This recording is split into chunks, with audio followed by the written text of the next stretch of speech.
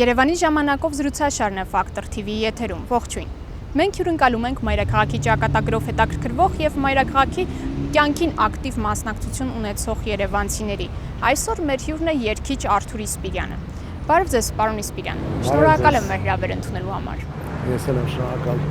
Պարոն Իսպիրյան, ասում են, որ մայրաքաղաքի մասին բոլոր երգերն արդեն երգված են եւ այլևս պետք չէ ինչ-որ նոր հեծանի ֆորինել, այսպես ասած։ Դուք էլ եք այդ կարծիքին, թե մտածում եք, որ որքան էլ երգենք, միևնույնն է, քիչ է։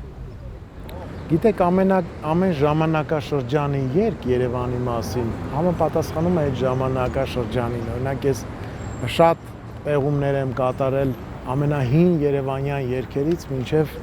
այսօրվա երգերը։ Գտել եմ հին երևանյան երգեր, որոնք ընդհանրապես լսված չեն,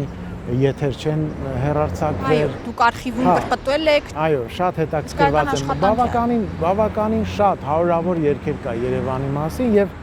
այսօր 50-ականների կամ 40-ականների երգեր Երևանի մասին երգելով մի տեսակ չի համապատասխանում մեր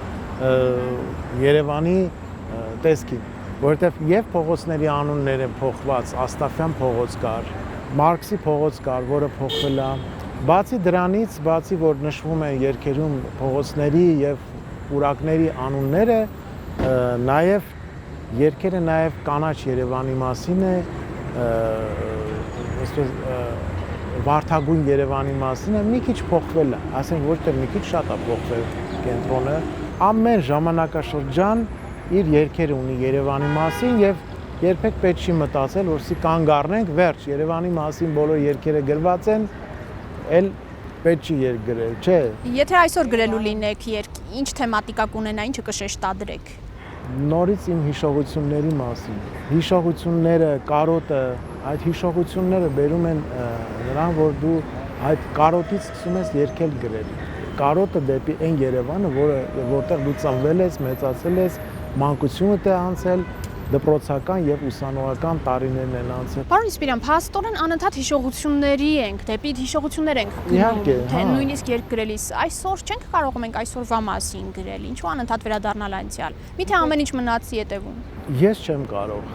Չգիտեմ ով կարողա թող գրի, բայց ես չեմ կարող այսօրվա Երևանի մասին երգել։ Ոչ ինչի մասին, Հյուսիսային պողոտայի մասին գրեմ, այո։ Չեմ կարող, իմ դուրը չի գալի Հյուսիսային պողոտան։ Ինչի մասին գրեմ, ասեք գրեմ, բարձրահարկ շենքերի մասին, այս խիտ հյուրանոցների մասին, որ այս նեղ փողոցների վրա կառուցված են, չեմ կարող այսօրվա մասին գրել։ Լավ բաներ շատ կա, ինչ որ լավ կառույցներ, շատ աչքին կնող բաներ շատ է եղել, բայց ընդհանուր գույները, այս գովազդները ազդում են, ինձ վրա ազդում են։ Ես չեմ սիրում սա։ Ես չեմ սիրում այս էկրանը, ես չեմ սիրում այնտեղի այս գովազդները։ Մի խոսքով, հիշողությունը ինձ կստիպի, որ ես գրեմ երգ Երևանի մասին։ Պարոն Իսպիրյան, մի երգ կա, խոսքերը այսպիսին են. Երևանը տուն ու շենք չէ, Երևանը մենք ենք։ Իհարկե Երևանը նաև մարդիկ են, բայց արդյոք տուն ու շենքի հանգամանքը երկրորդ պլան մղելով Չէ, սխալ է, ես ինքս երգել եմ այդ երգը, բայց միշտ համաձայն չեմ եղել բառերի հետ, որովհետև բացի մեզանից նաև տուն ու շենք է Երևանը,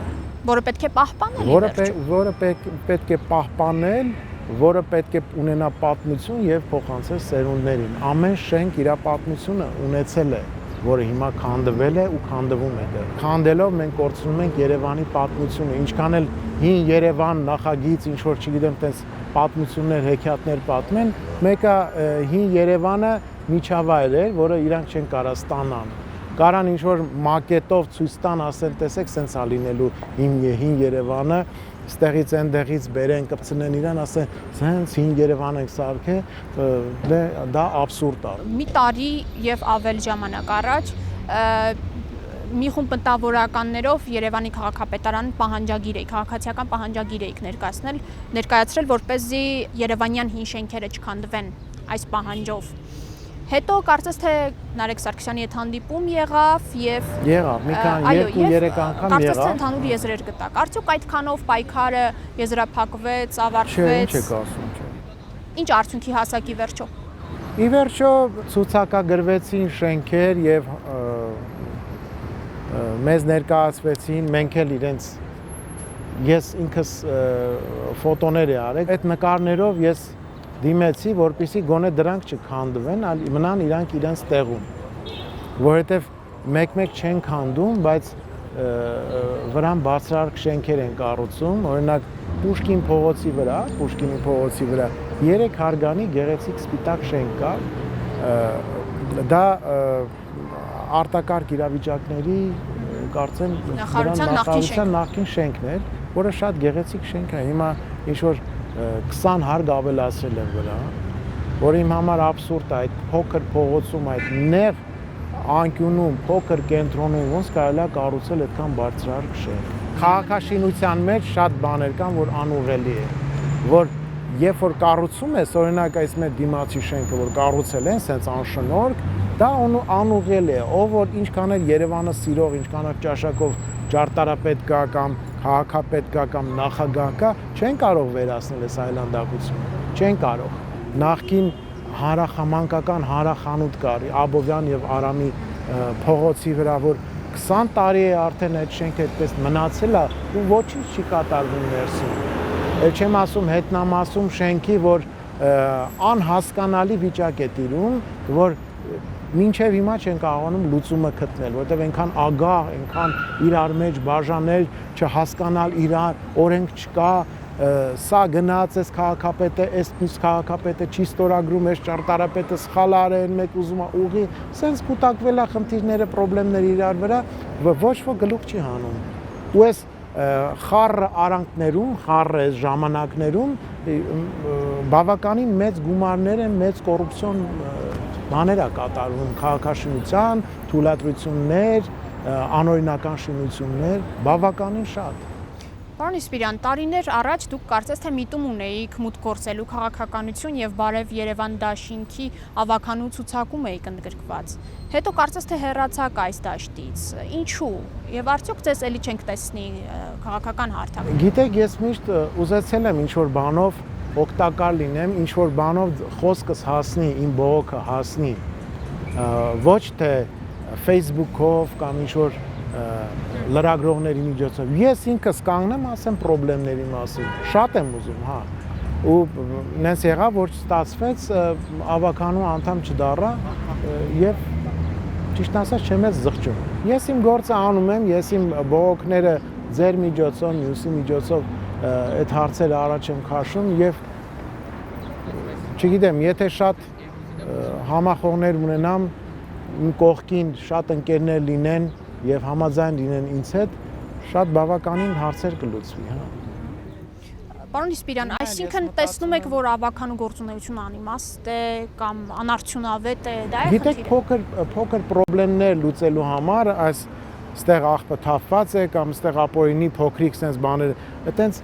փոքր հարցեր լուծելու համար կարողանում են լուծել, բայց գլոբալ քաղաքաշինության մեջ ինչ որ հարցեր, ինչ որ խնդիրներ արգել հանդիսանան ինչ որ մի բանի չեն կարողանում, որովհետև ամբողջ համակարգը պետք է պայքարի դրա մեջ, ոչ թե ավականին միայն։ Իսկ այսօր մտավորականների ձայնը ինչպես կարելի է լսելի դարձնել։ Արդյոք կան հարթակներ, որտեղից որ մտավորականները կարող են իրենց ձայնը բարձրացնել եւ այն պարագայում, որ այդ ձայնը տեղ հասնի։ Չգիտեմ, ես ոչ մեկի համար չեմ կարող պատասխան տալ, ես իմ համար կարող եմ պատասխան տալ, ես Facebook-յան էջի իմ ընկերների կամ ելք դաշինքում շատ բավականին ազնիվ երիտասարդ ընկերներ ունեմ, որ այսօր եւ ավականու անդամ են, եւ ելք դաշինքում են։ Նրանց միջոցով ինչ որ հարցեր եմ առաջ քաշում, ինչ որ բաներ լուծվում է, ինչ որ բաներ չի լուծվում, բայց ես միշտ խոսք եմ տալի, որ ակտիվ կլինեմ եւ երբեք չեմ նահանջի իմ դիրքերից, երբեք ինչ որ բան տեսնեմ չեմ լռի։ Չգիտեմ ինչքանով է դա արդյունավետ, բայց ամեն դեպքում չեմ կարող լռել։ Չի ստացվում մոտ լռելը։ Ես ուզում եի մի խումբ ստեղծել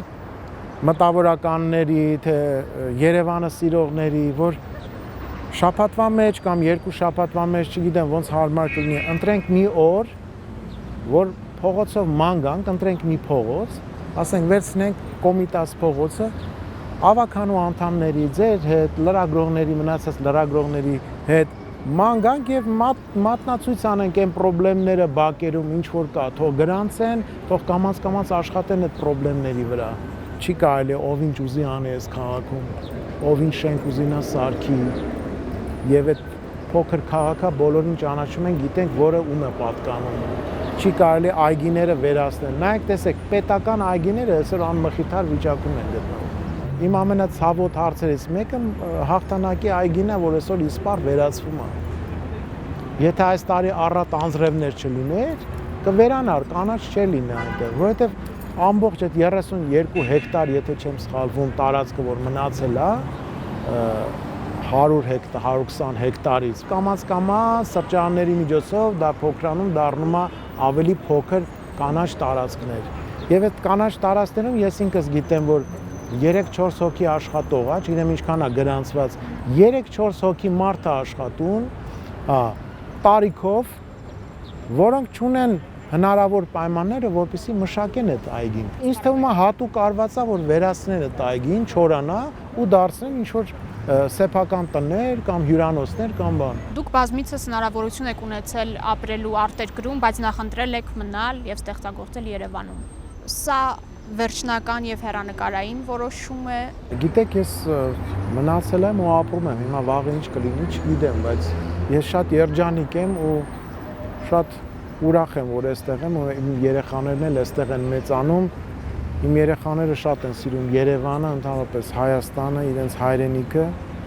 ստանում են լավ կրթություն։ Չգիտեմ, ուրիշ որտեղ պետք է գնանք, որ այսքան երջանիկ լինենք։ Ուղղակի այնքան հեշտ կարելի է այս ամեն ինչի վերջը տալ եւ խնդիրների լուծում տալ, որ չեք պատկերացնի։ Մի մարդու կամք է պետք, որ այս ամեն ինչը կարգավորվի։ Այսինքն յուրաքանչյուրիս դերը կա։ Այո։ Շնորհակալություն պարոն Իսպիրյան մեր հրավեր ընդունելու համար։ Խնդրեմ։ Իսկ ես հիշեցնեմ, որ Factor TV եթերում Երևանի ժամանակով զրուցաշարներ կհանդիպենք։